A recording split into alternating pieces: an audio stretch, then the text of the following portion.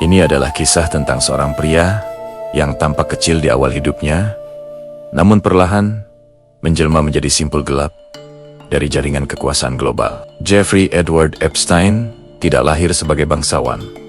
Tidak pula dikenal sebagai jenius finansial. Ia memulai hidup profesionalnya sebagai guru matematika. Sosok yang nyaris tak meninggalkan jejak sejarah. Tapi justru dari titik yang sederhana itulah cerita ini menjadi ganjil. Karena Epstein tidak naik lewat prestasi, melainkan lewat akses. Dan akses dalam dunia kekuasaan seringkali lebih berharga daripada uang. Pada dekade 1970-an dan 1980-an, Epstein muncul di Manhattan, masuk ke lingkaran finansial elit tanpa rekam jejak yang jelas. Tidak ada catatan transparan tentang bagaimana ia membangun kekayaannya. Yang ada hanyalah fakta bahwa ia tiba-tiba berada di ruang-ruang tertutup bersama orang-orang paling berpengaruh di dunia. Miliarder, politisi, ilmuwan ternama, bangsawan Eropa semuanya mengenal Epstein. Ia bukan pusat perhatian, melainkan pengatur suasana. Ia pendengar yang baik, penghubung yang lihai, dan penyimpan rahasia yang setia. Namun di balik fasad jamuan makan malam mewah, jet pribadi, dan villa di berbagai belahan dunia, Epstein membangun dunia lain. Dunia yang sunyi, tertutup, dan penuh korban. Polanya berulang dan konsisten. Gadis-gadis remaja direkrut. Seringkali dari latar belakang rentan, mereka ditawari uang, dibujuk dengan janji kemudahan hidup, lalu dimasukkan ke dalam sistem yang mengaburkan batas antara persetujuan dan paksaan. Semua dimulai dengan dalih sederhana, pijat, dan berakhir pada eksploitasi seksual. Rumah Epstein di Palm Beach, Florida, menjadi salah satu pusat aktivitas itu. Pulau pribadinya di Karibia, Little Saint James, dikenal luas oleh para penyintas sebagai tempat yang lebih gelap. Di tempat-tempat inilah kekuasaan diuji, bukan oleh hukum, melainkan oleh keberanian korban untuk berbicara. Dan selama bertahun-tahun, keberanian itu kalah oleh rasa takut. Pada 2006, tembok keheningan mulai retak. Polisi Florida mengumpulkan kesaksian puluhan korban. Bukti mengarah pada satu kesimpulan, Epstein adalah predator seksual terhadap anak. Seharusnya, ini menjadi akhir cerita. Namun yang terjadi, justru sebaliknya. Di balik pintu tertutup, sebuah kesepakatan dibuat. Jaksa federal saat itu menyusun perjanjian yang memberi Epstein kekebalan dari tuntutan federal. Ia hanya dijatuhi hukuman ringan, menjalani penjara dengan fasilitas istimewa, bahkan diizinkan keluar hampir setiap hari. Korban tidak diberitahu, publik tidak diberi penjelasan. Dan bertahun-tahun kemudian, muncul satu kalimat yang menghantui. Epstein disebut sebagai aset intelijen. Klaim ini tidak pernah dikonfirmasi secara resmi, tetapi juga tidak pernah dibantah secara tegas. Ia menggantung di udara, seperti bau busuk yang tak pernah benar-benar hilang. Setelah bebas, Epstein tidak menghilang. Ia justru membangun ulang dirinya dengan wajah baru, filantropi, dan sains. Ia mendekati akademisi, lembaga riset, dan yayasan amal. Ia memosisikan diri sebagai penghubung dana besar, sebagai jembatan antara kekayaan dan idealisme. Di titik inilah ia bersinggungan dengan tokoh-tokoh yang selama ini dipandang sebagai penyelamat dunia. Bill Gates adalah salah satunya. Pertemuan antara Gates dan Epstein terjadi setelah Epstein secara resmi tercatat sebagai pelaku kejahatan seksual. Ini bukan spekulasi, melainkan pengakuan. Mereka bertemu beberapa kali, membahas filantropi, kesehatan global, dan sains. Tidak ada bukti bahwa Gates terlibat kejahatan seksual. Tidak ada korban yang menuduhnya. Namun, fakta pertemuan itu sendiri menimbulkan pertanyaan etika yang berat. Epstein berusaha masuk ke ekosistem filantropi global, menawarkan koneksi, menjanjikan dana, dan membungkus dirinya dengan bahasa kebaikan. Gates membuka pintu diskusi, sebuah kesalahan penilaian yang kemudian berdampak panjang.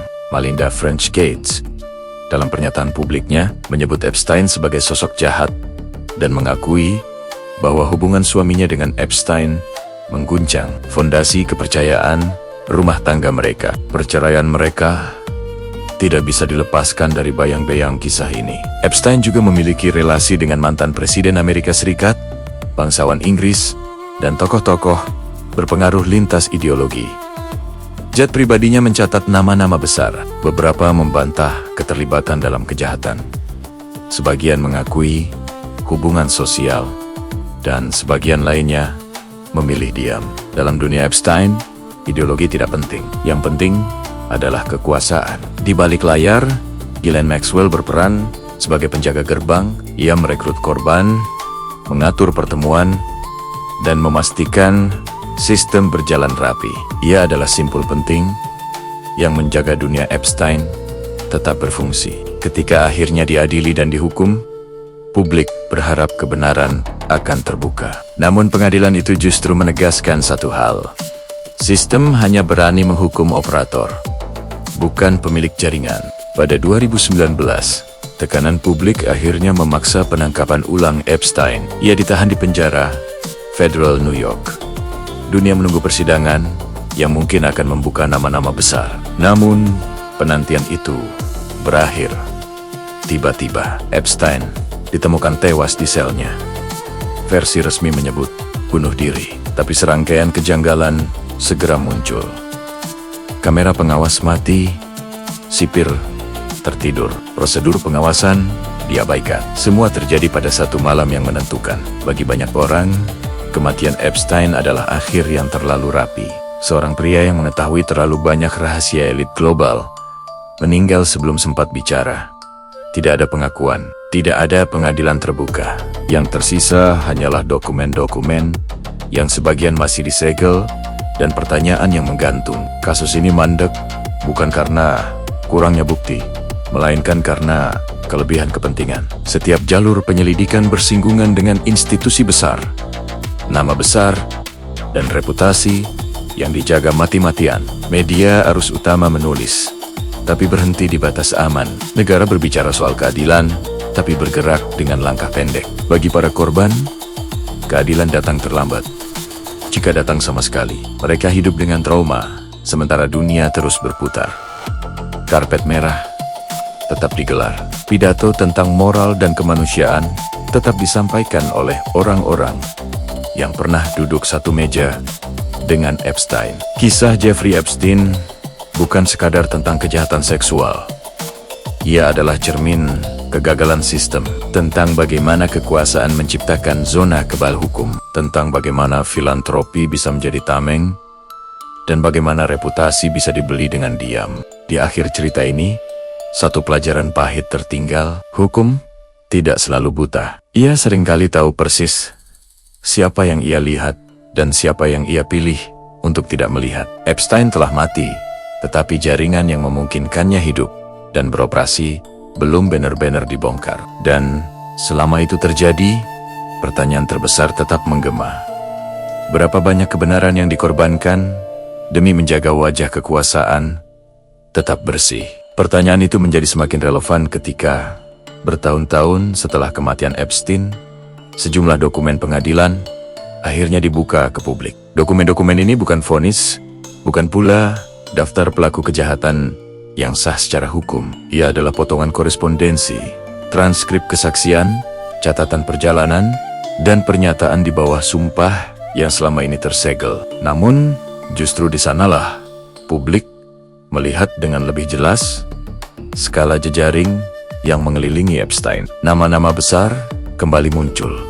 Sebagian sudah dikenal, sebagian lain mengejutkan. Politisi, pengusaha, akademisi, tokoh media, hingga bangsawan internasional tercantum sebagai orang-orang yang pernah berinteraksi, bepergian, atau berada dalam lingkar sosial Epstein. Penting untuk ditegaskan, tercantumnya sebuah nama bukan berarti keterlibatan pidana. Tetapi, dokumen-dokumen itu meruntuhkan satu argumen lama bahwa Epstein hanyalah penyimpangan tunggal yang bekerja sendirian.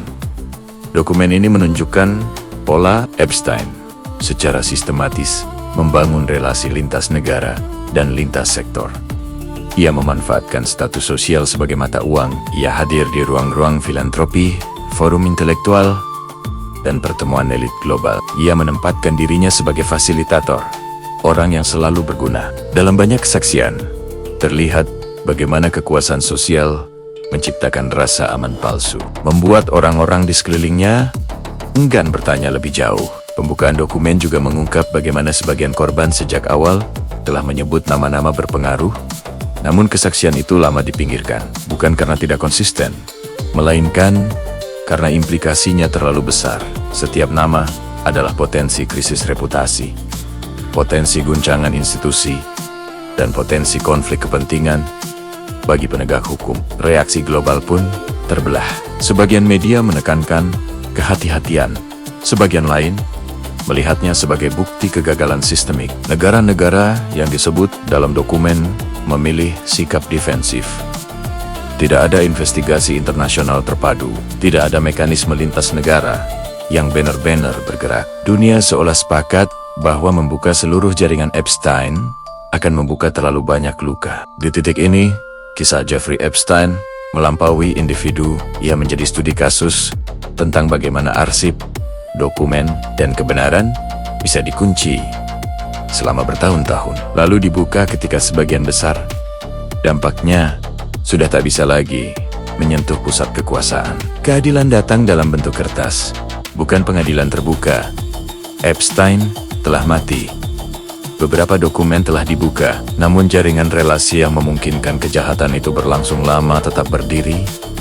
Sebagian hanya berganti wajah, dan bagi publik, satu kesadaran pahit mengendap.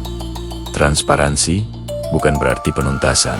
Ia seringkali hanya menjadi catatan sejarah tentang apa yang seharusnya dicegah sejak awal.